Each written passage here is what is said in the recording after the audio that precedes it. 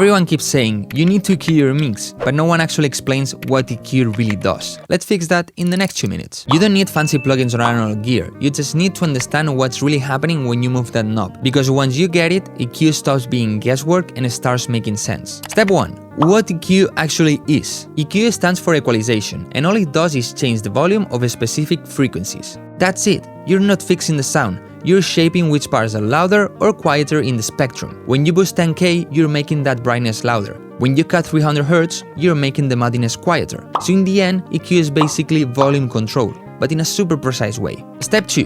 Why you use EQ? Most of the time you use EQ to make a space, not to make things prettier, but to make them fit together. Think of your song like a jar full of balls. If one ball is too big, the others cannot fit properly. So you need to shape that one to make room for everything else. In music, if your pads are covering your vocal, you can roll off a bit of high mids from the pads so the vocal cuts through. Or if a snare feels boxy, you reduce a bit around 500 Hz and suddenly it breathes better. EQ isn't about boosting everything, it's about removing what's fighting for attention. Step 3. The 2 types of EQ moves. There are really just 2 ways to EQ: corrective and creative. Corrective EQ is for removing problems, mood, harshness, resonance, and creative EQ is when you shape tone, making a synth warmer or a vocal more airy. Most beginners jump straight to boosting, but pros cut first. They clean before they color. But in digital world, there's not really a big difference in my opinion. Step 4. How to actually EQ. Start with a small move, 2 or 3 dBs max. Use a narrow band to remove problems, and a wider one to shape tone.